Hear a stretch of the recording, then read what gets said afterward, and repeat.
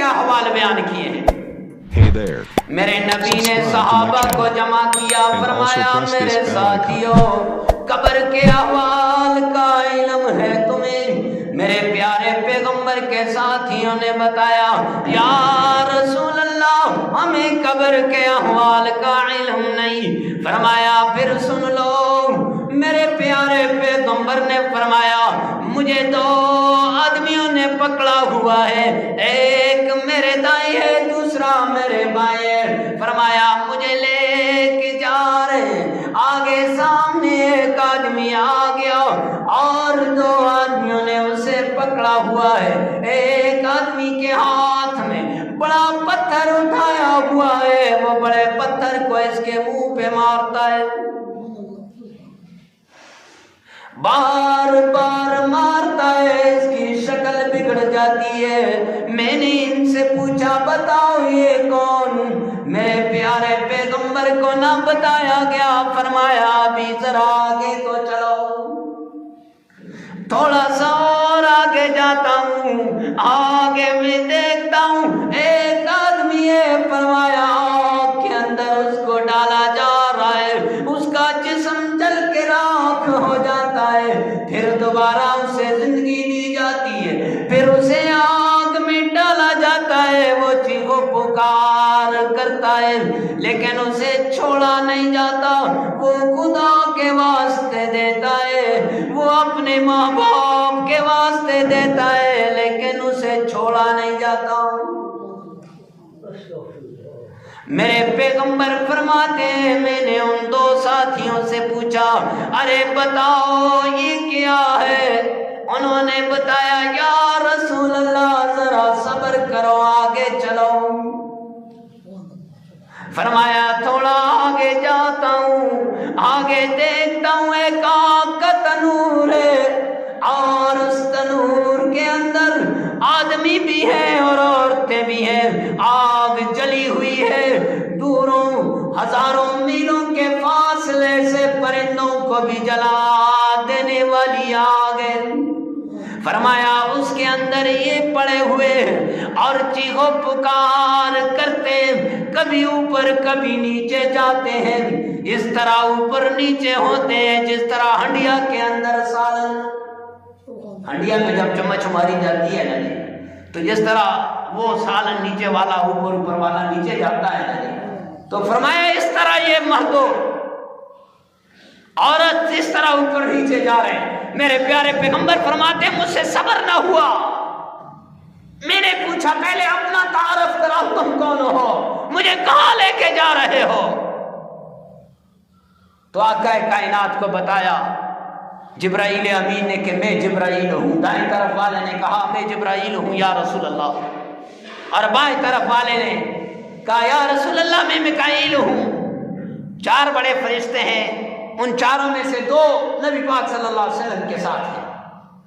فرمایا یہ پہلے لوگ کون ہیں جس کے منہ کے اوپر ایسے پتھر مارا جا رہا تھا، اور دوسرے جس کو آگ کا عذاب دیا جا رہا تھا، اور تیسرے یہ جو تنور کے اندر جل رہے تھے، یہ کون ہیں؟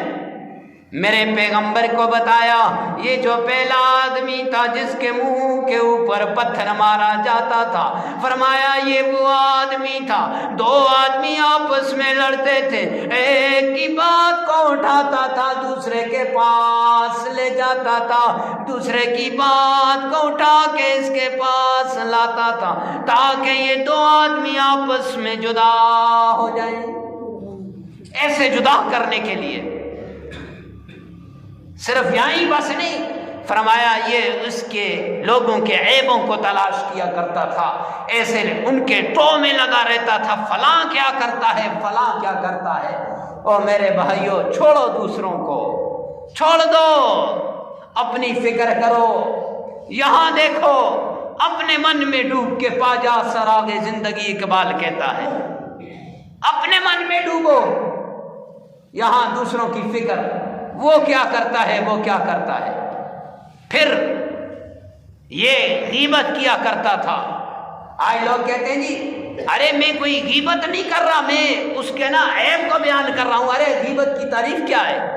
غیبت کہتے ہیں ذکر العیب علی وجہ الغیب، کسی کے عیب کو اس کی پیٹھ پیچھے بیان کرنے کو ہی تو غیبت کہتے ہیں۔ اگر عیب اس کے اندر نہ ہو اور پیٹھ پیچھے بیان کیا جائے تو اس کو کہتے ہیں بہتان، اس کی سزا تو غیبت سے بھی سخت ہے۔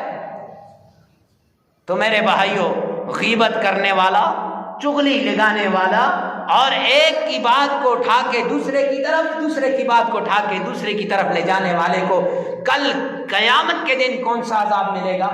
پتھر اٹھا کے اس کے چہرے پہ مارا جائے گا اور اس کے چہرے کو مسخ کر دیا جائے گا۔ پھر آگے چلے نبی پاک صلی اللہ علیہ وسلم تو میرے آقا کو بتایا کہ یا رسول اللہ، یہ جو آگ والا آدمی ہے اوپر نکلتا ہے، پھر نیچے گر جاتا ہے، پھر اوپر ہوتا ہے، پھر گر جاتا ہے۔ میرے پیغمبر نے فرمایا یہ کون ہے، اس کا بتاؤ۔ فرمایا یا رسول اللہ، اس آدمی کے تو اور بھی گناہ بہت ہے، لیکن اس کا بڑا گناہ یہ ہے، یہ آدمی جب مسجد میں اذان ہوا کرتی تھی یہ گھر میں سویا رہتا تھا، نماز نہیں پڑھتا تھا۔ ایک تو نماز نہ پڑھتا، فرمایا دوسروں کے مال کو یہ ناحق کھا لیا کرتا تھا، دوسروں کے مال کو کھانے میں اپنی عزت سمجھتا تھا۔ دوسروں کے مال کو کھاتے ہیں نا جی بعض لوگ، کہتے ہیں میں تو بڑا خاندان والا ہوں، ارے میرا یہ کیا کر سکتے ہیں؟ او میرے بھائی، کر یہ ابھی کچھ نہیں کر سکتے، کل قیامت کے دن تجھے پتا چلے گا۔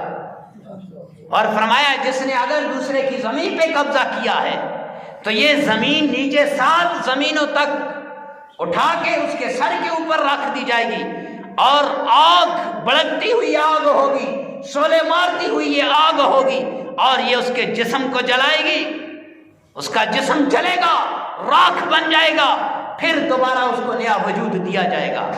اب یہ پہلے بتایا تھا نا کہ وہ آگ سے نکلتا ہے، فرشتے نکلنے نہیں دیتے، پھر نیچے گر جاتا ہے۔ تو معزز سامعین کرام، خدا را اگر کسی کی زمین پہ 1 انچ زمین پہ بھی قبضہ ہے، واپس کر دو اس کو، نہیں چاہیے ہمیں، ورنہ یہ راتوں کا اٹھنا، ورنہ یہ قرآن کی تلاوت کرنا، ورنہ یہ نمازیں پڑھنا، ورنہ یہ روزے رکھنا، یہ تمہارے کسی کام کے بھی نہیں، یہ کسی کام کے بھی نہیں ہوں گے، کوئی کام نہیں آئیں گے، اللہ کے دربار میں پھر سزا ملے گی۔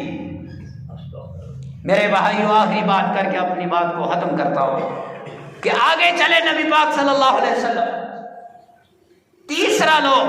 تیسرا گروہ جو آپ صلی اللہ علیہ وسلم کو دکھایا گیا کہ تنور ہے آگ کا، اور اس میں عورتیں اور مرد ہیں، اور ان کو عذاب دیا جا رہا ہے، چیخ و پکار ہے۔ فرمایا ایسی چیخ ہے کہ اگر دنیا میں ان کی چیخ کی آواز آ جائے تو سارے لوگ اس چیخ سے ڈر کے مر جائیں۔